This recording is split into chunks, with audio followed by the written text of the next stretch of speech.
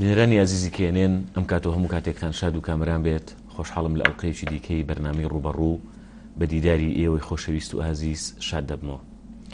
خۆشەویستانم، میوانی ئەمەڵقەی بەرنامەی ڕوبەڕوو بەڕێز نەوشیروان مستەفا ئەمینە. کاک نەوشیروان، سوپاس بۆ من دەرفەتە بۆ ئەمەڵقەی بەرنامەی ڕوبەڕوو. یەکەم پرسیار بۆ دەست پێ یەکەم کە لە نێوان 25 حەوت و حەوتی سێ بزوتنەوەی گۆڕانی خۆت بزوتنەوەکەتان چۆن دەخوێنیتەوە بە تایبەت لە ئاستی بەراوردکاری دەنگەکان؟ ئەوە دوو هەڵبژاردنە. یەک هەڵبژاردنێکیان هی 25 حەوتە، هەڵبژاردنێکیان هی حەوتی سێیە. ئەم دوو هەڵبژاردنە بە دوو سیستەمی هەڵبژاردننی جیاواز بەڕێوە چووە. هەڵبژاردننی یەکەم بە سیستەمی یەک بازنەی داخراو لە هەموو هەرێمی کوردستانە بەڕێوە چوو. هەڵبژاردننی دووهەم بە چەند بازنەی، یعنی هەر پارێزگایەک بازنەیەک و بە سیستەمی کراوە بووە. دیارە سیستەمی دووهەم سیستەمێکی نوێ بوو لە هەموو عێراقا، لەبەر ئەوە بەنسبەت ئێمەشەوە جۆرێک لە نوێ بوو، ڕەنگە هەن یەکەم و کوڕیکا بوو بێت. بەڵام گرنگترین شت ئەوەیە ئێمە لە هەڵبژاردننی یەکەما توانیمان پێگەیەکی بەهێز لە ناو پەرلەمانی کوردستانە دابمەزرێنین. لە هەڵبژاردننی دووهەمی شاتوانیمانە پێگەیەکی بەهێز لە ناو پەرلەمانی عێراقا دابمەزرێنین. و ئەمە ئەبێ بە سەبەبی ئەوەی کە ڕەنگە هەیە کەس پێی وابێ ئێمە کەممان هێناوە لەمایانە و لەوەیتر زۆرمان هێناوە. لە هەڵبژاردننی یەکەمە لە هەڵبژاردننی پەرلەمانی کوردستانە نرخی کورسیەک 18,000 دەنگ بووە. لەم هەڵبژاردنە نرخی کورسیەک نزیکەی 50,000 دەنگە. ئێمە 8 کەسمان چۆتە پەرلەمانی عێراقەوە، بەڵام بە 50,000 دەنگی چوونەتە عێراقەوە. ئەگەر کۆی دەنگەکانیش کۆکەیتەوە هەموو کورسێکی ئێمە 61,000 کەسی 61,000 کەس دەنگی پێداوە کە ئەگەر کۆی دەنگەکان حساب بکەیت. لە کاتێکە لە هەڵبژاردننی جاری پێشوە نرخی یەک کورسی بۆ پەرلەمانی کوردستان 18,000 بووە. بۆیە ئێمە پێمان وایە لە مەشا پێشکەوتنێکی گەورەمان بەدەستهێناوە. پێمان وایە کە ئەمەش سەرکەوتنێکی تری بزوتنەوەی گۆڕانە لە بواری کاری پەرلەمانیە. زۆر باشە. چاودێرانی سیاسی پێیان وایە لە دوای 25 حەوتەوە ئەو سیاستانی کە ڕوبەڕووی ئێوە بوونەوە لە تونند و تیژی ئەوەی کە خۆتان ناوتە ناوە سزای سیاسی زۆر تونتر بۆتەوە، هەڵبەتە بە بەراورد بە 25 حەوت. دەکرێت بزانین کە گرنگترین ئەو تاوە یاخود ئەو سزایانە چی بوون کە بەرامبەر لایەنگران یاخود بچنەوەکەی ئێوە ئەنجامدران؟ لە هەڵبژاردننی مانگی حەوتە هێزە سیاسیەکانی کە منافیسی ئێمە بوون پێیان وابوو ئێمە هێزێکی بچووکین و ژمارەیەکی کەمی کورسیەکان بەدەستهێنین، لەبەرەوە تا نازەیەکی زۆر مەسەلەکان بەجددی وەرنەگرتەوە. بەڵام کە ئەنجامەکانی هەڵبژاردن دەرچوو ئەو ساکان مەسەلەکان بەجددی وەرگرت، لەبەرەوە بۆ هەڵبژاردننی پەرلەمانی عێراقی خۆیان چاکتر ئامادە کرد. لەم هەڵبژاردنە ئەتوانین لەسەر دوو ئاست تەماشای ئەوە بکەین کە ئەوانە بەرامبەر بە ئێمە چیان کردووە. یەکێکیان ئاستی ڕاگەاندنە کە جەنگێکی سایکۆلۆجی زۆر تونگ و تیژ و خستیان بەرامبەر بە ئێمە لە دەستگاکانی ڕاگەاندنا بەکارهێنا.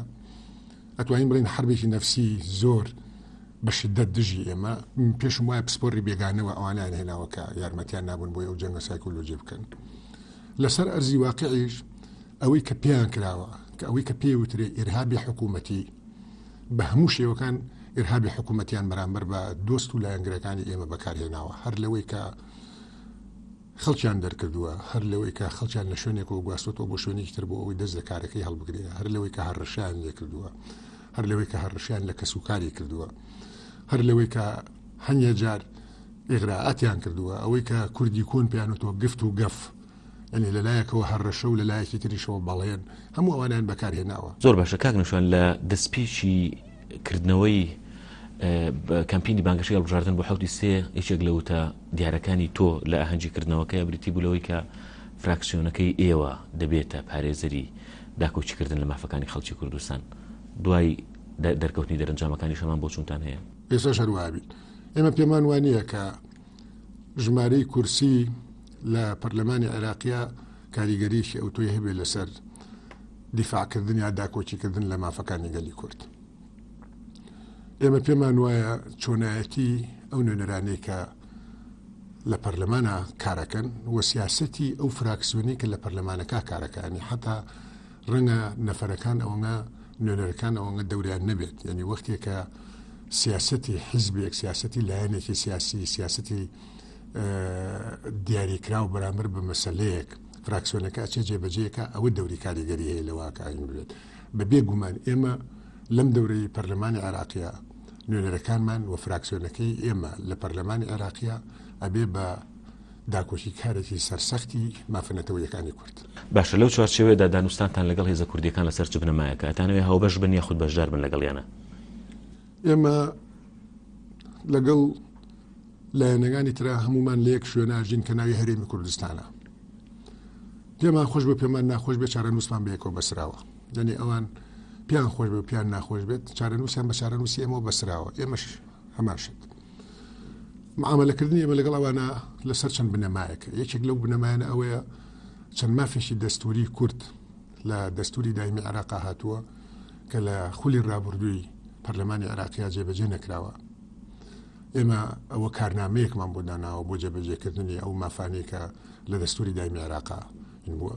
لە هەمان کاتە هەرێمی کوردستان هەندێک کێشەی هەڵواسرا و چارەسەر نەکراوی هەیە لەگەڵ حکوومەتی ناوەندیە. ئەویش دیسانەوە ئەبێ ئێمە لە هەردوو بوارەکە هاوکاری بکەین لەگەڵ هەموو فراکسیۆنە کوردیەکانی تر بۆی کە بتوانین ئەوانە هەم کێشەکانی نێوان هەرێم و مافنە دەستوریەکانمان جێبەجێ بکەین. لە هەمان کاتیشە ئێمە هەوڵە دەین کە پەرلەمانی عێراقی و دام و دەستگای عێراقی بەکاربێنین بۆ زیاتر دیموکراتیزەکردنی هەلومەرجی کوردستانی عێراق. بەبەست لەم خاڵەتە بەشێک لە نێرانتان پێیان وایە کە ئێوە کاتێک هەولێرە بەستنەوە بە بەغداوە یاخود هەرێمی کوردستان بارودۆخی ناوخۆی هەرێمی کوردستان ئەبەستنەوە بە بەغداوە ئەمە وەکو جۆرێک لە ئیبتیزازی سیاسی بۆ هاوپەیمانی کوردستان یاخود بۆ هێزەکانی تر بەکاردێنن. بەڵێ پێم وایە ئەوە هینێکی ناڕاستە. ئێمە بەشێکین لە عێراق. ئێستا هەتا ئێستا هەرێمی کوردستان بۆ وەرگرتنی موچە سەیە حەڤال لە غداوەرەگرێنی موچەی هەرێمی کوردستانی احتیما دەکاتە سەر بەغا. خۆراک ئەوەی کە دێ بۆ کوردستان هەمووی لە بەغداوە دێ. سوتەمەنی هەمووی لە بەغداوە دێ. دا و دەرمان هەمووی لە بەغداوە دێ. ئێمە وەختێک کە سەیری بەغا ئەکەین و دامەزراوەکانی دەوڵەتی عێراق یەکەین ئێمە زۆرمان پێخۆشە کە لە هەرێمی کوردستانە سیستەمێکی کارکردن ئازادی ڕادەربڕین پاراستنی مافی مرۆڤ بە شێوەیەک بێ کە هەمومان شانازی پێ بکەین و لە هەموو جێگایەک دیفاعی لێ بکەین و زۆرمان پێخۆشە ئەو کێشانەیە کە لە کوردستانی عێراقا ڕوودات لە ناو خۆمانە حەلیکەین لە ناو پەرلەمانی کوردستانە حەلیکەین لە ناو ئەنجومەنی وەزیرانە حەلیکەین لە گفتوگۆی دووقۆڵی و سێقۆڵی چوارقۆڵی لایەنە سیاسیەکانە حەلیکەین بەڵام کە ئەوە قابلی حەل نەبێت بێگومانە بین وەخە و ئەو قسە و باسانە ئەسڵن تەسیر لێمە ناکەن. زۆر باشە لەسەر مەسەری بردن بۆ بەغدا قسەیەکەی لەسەرەوەی کە لە دانوستانەکانی پێشووی ئەوەی کە کۆبوونەوەی لیستە کوردستانەکان لەگەڵ سەرۆکاتی هەرێم ئێوە کێشەی سزای سیاسیتان کردو بە ئەجێندایەکی سیاسی و کردوتانەتە پێشمەرج و کردوتانەتە خاڵێک لە خاڵەکان ئەگەر پێشمەرجیش نەبێ. ڕخنەیەکی بەوەی کە پێویست بووە میشە بە دیوە ئینسانیەکەیەوە بوعدێکی سیاسی وەرنەگرێ بەقەدەر ئەوەی کە ببێتە شوێنی ناڕەزایی تێکڕای چن و توێژەکان. خۆت تعلیقت لەسەر ئەمە چییە؟ پێم وایە ڕنگدانەوەی ئەوە لە ڕاگەاندنی کوردیا تا ئەندازەیەک بە چاکی ڕەنگی نەداوەتەوە پیشان نەدراوە. لینا ئێمە هەرگیز تەنیا لابردنی یاخود نەهێشتنی سزای سیاسی ناکەین بە پێشمەرج بۆ قبولکردنی هەموو تەنازوڵە سیاسیەکانی تر. ئێمە پێمان وایە سزای سیاسی چ بە نیسبەت ئەندام و لایەنگر و دۆستەکانی ئێمەوە چ بە نیسبەت لایەنەکانی ترەوە نابێ بمێنێەوە. ئەمە پێچەوانەی مافی مرۆڤە. لە وڵاتانی پێشکەوتوی دنیا دەوڵەتان وەختێک کە سەیری خەڵگەکەن ئەوانەی بێ ئیشن موچەی بێ ئیشیان بۆ برنەوە تاوکو ئیشێکیان بۆ دۆزنەوە. زۆر شتێکی نامەنتیقیە لە هەرێمی کوردستانە حکوومەت یاخود حیزبەکان لێرە پەنابەرن بۆ ئەوەی کە موچەی خەڵک ببرن لە باتیەوەی کە موچە بۆ بێ ئیشەکان ببرنەوە تاوکو ئیشیان بۆ دۆزنەوە. لەبەر ئەوە بە پێم وایە ڕنگدانەوەی ئەوە لە ئینای ڕاست ینی بە چاکی ڕەنگی نەداوەتەوە ئەجنا ئەوە پێشمەرجی ئێمە نییە. ئێمە چاکردنی هەلومەرجی کوردستان لە هەموو ڕوویەکەوە ئەوانە مەرجی ئێمە بۆ جۆری هاوکاریکردن لەگەڵ لایەنەکانی ترا نەک بە تەنیا گێڕانەوەی چەند سەد کەسێکە نانیان بڕاوە. زۆر باشە کاک نەشەوان لە کوردستانە لە 25 حەوت ئێوە ئۆپۆزیسیۆنتان دروست کرد بەمانە هەرە فعلیەکەوە کۆمەڵە چەمکتان خسۆتە وەسەتی سیاسیەوە کە تا ئێستاش تەداویلێکی زۆر گرنگی